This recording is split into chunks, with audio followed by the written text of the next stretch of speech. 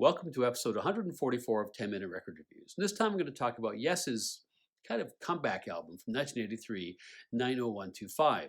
And what I have here is the very first French pressing of that album from 1983 with the classic Malcolm Garrett cover. Yes, of course, had gone with Roger Dean throughout the 1970s to create those funky looking, proggy kinds of covers. This is a totally different direction for them. It's a break with the past, not just in terms of the cover art, but of course in terms of sound.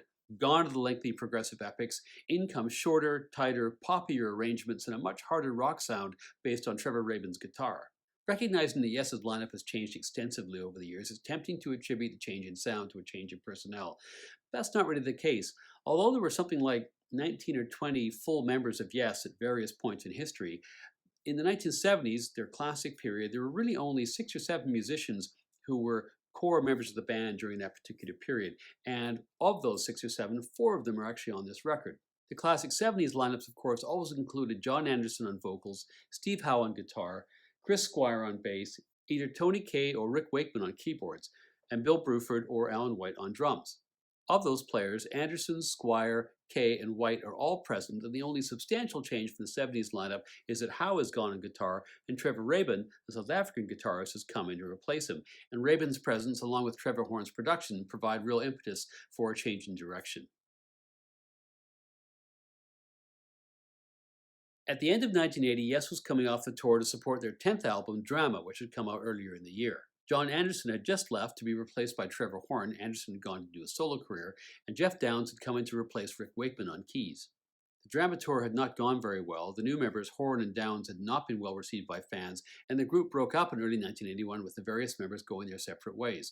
Horn went into production. Howe and Downes got together with Carl Palmer of ELP and John Wetton of King Crimson to form the band Asia, which of course had pretty instant success. Meanwhile, Chris Squire and Alan White were jamming with Jimmy Page, recalling, of course, that Led Zeppelin had just dissolved in the aftermath of John Bonham's death. The plan was to put together a band of ex-Yes and Zeppelin members, otherwise known as XYZ. They went into rehearsals, they pulled together some demos, and they tried to get Robert Plant to come and join them as a singer. Plant joined them, thought the music was a bit too proggy, too complicated, and he was also not really in the headspace after Bonham's death to get back into a band again, and so the project never happened. You can listen to those demos actually on YouTube, and I've listened to them, and I have to say, I'm kind of in Robert Plant's camp on that.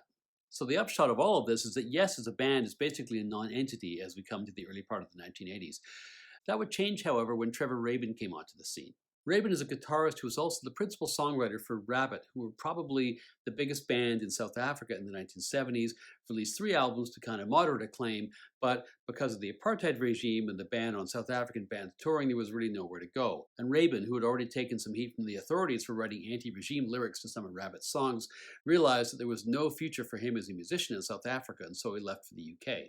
Put out 3 albums, to kind of indifferent reception. There were no real hits in any of those, and he decides he needs a change of scene, so he goes to Los Angeles in 1981. Geffen Records at this point is trying to put together a supergroup which would eventually become Asia, but the early version of the lineup was to be Carl Palmer, John Wetton, Rick Wakeman, formerly of Yes, and they also reached out to Rabin on guitar. Although in some respects this was a great opportunity, Rabin's reaction was negative. He didn't like the way that the band was being designed or packaged. He says no, and following that decision, Wetton and Palmer, of course, do form a band, Asia, with Steve Howe and Geoff Downes. So Rabin still doesn't have a group, but things are about to get better.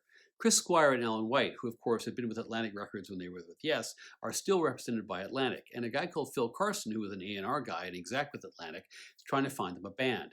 He knows Mutt Lange, the South African record producer, who of course famously was the person who really revved up AC/DC's fortunes in the late 70s and early 1980s. Lange in turn knew Rabin from his session work in South Africa, and so he says to Carson, you should get in touch with this guy, he's in town. And so through Carson, Squire, White, and Rabin meet. Rabin has all kinds of demos, and the 3 of them jam, and they start to pull together some album tracks based on those demos. Squire reaches out to Tony Kaye, another former Yes member, because he felt that Kaye's playing, Kaye of course had left Yes in I think 1971 or 1972, would fit the sound of this new nascent band. And as they continued to rehearse, recognizing that the new sound was really quite distinct, they wanted some distance from their old band name, so instead of Yes, they chose to use the name Cinema. As Cinema, they went into the studio in London to record an album in November 1982 with Trevor Horn producing. Things were still kind of fluid in terms of lineup, and in particular, Kay was dragging his feet on using the new keyboard technology that the band wanted to use. And so, with him basically throwing up his hands, Rabin ends up having to play a lot of the keyboards. Eventually, Kay says, "I've had it," and goes off on tour with Badfinger. Another issue was that when the label execs were listening to the playback of the songs, they weren't really sold on Squire and Rabin's voices. And so Carson says to Squire, "Can we not get Jon Anderson back? He's not really doing much. His solo career is not really happening." And Squire agrees, and so he takes the demos and he goes to meet Anderson, plays him the tapes. Anderson says he really likes the new direction, he wants to be part of it. And so the sound of this new band, still known as Cinema, is coming together, although lineup-wise, they're starting to look more and more like Yes. They start to play a few gigs and they get announced on MTV, and a couple of other bands called Cinema say they're going to sue. So they have to find a new name. Carson says, "Look, Yes is a marketable name. There are already 3 historical Yes musicians in the band." They reach out to Tony Kaye, bring him back into the tent. So now it's basically lawsuit proof to call themselves Yes, and they do. The album's released a year after they went into the studio in November 1983, and it is a massive success. It's the best-selling album that Yes has ever had, goes to number 5 on Billboard, goes to number 16 in the UK. They released 4 singles. Owner of a Lonely Heart, the first single, goes to number 1 on Billboard, and the 3 other singles chart quite well. They're also nominated for 2 Grammy Awards. They win one for Best Rock Instrumental for Cinema, which is a short song at the beginning of side 2, and they were nominated for Best Rock Performance by a Group. Yes, of course, had always had well-produced records in the 1970s. This is also a well-produced record, but the sound is very different. It's very contemporary in a 1980s sense. It has, to my ears, all the good things about 80s production and almost none of the bad things. Almost none. Side 1 starts with the big hit, the best-known song on the record, and one of the best-known songs in Yes's whole discography, and that, of course, is Owner of a Lonely Heart. This is one of the songs that Rabin brought with him with the group. It is a great song, I think, by any estimation. You have a whole new sound for the band, and nowhere is that more apparent than in the power chords that open the song. Rabin had wanted to get a guitar tone that was as heavy as possible, and seeing as it basically sounds like Tony Iommi's tone from Black Sabbath Volume 4, I think he got pretty close to the mark. As side 1 continues, you have this fascinating combination of 3 different things. You've got 80s pop production and studio effects. You've got this hard rocking sound by Trevor Rabin, which he's bringing into songwriting. And you have substantial echoes of the virtuoso musicianship and the complex songwriting which characterized Yes throughout the 1970s. The second song, Hold On, is another Rabin tune. You'd be forgiven again for making comparisons to Sabbath's guitar tone. Otherwise, what you got here is a combination between an 80s power ballad and prog rock fusion, and I'm here for it all day. I think this is an excellent tune. The third song is It Can Happen, and this, of course, is about a minute longer on the album than it is in the single version. I love the sitar opening, and I particularly love the bridge or pre-chorus or whatever you want to call it, the bit with Look Up, Look Down, which I think just absolutely kicks. The last song on side 1 is Changes, another winner, and it begins with that polyrhythmic introductory piece where you've got white drumming, but you also have the xylophone processed through a synth, I gather, which gives you that really frenetic feel. It almost sounds a bit like something that the King Crimson lineup from the same era would have done. Side 2 starts with Cinema, which of course is a Grammy-winning song for Best Rock Instrumental. That said, rock instrumentals in 1983 is a pretty shallow pool, and I'm kind of glad it's only 2 minutes long. The second song on side 2 is Leave It, which of course is another one of the singles. This has an almost Bobby McFerrin-ish lyric at points.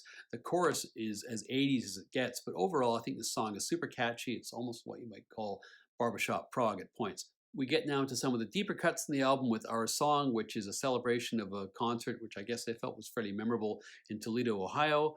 The next song is City of Love, which is another Rabin song, and this is a pretty solid arena rocker.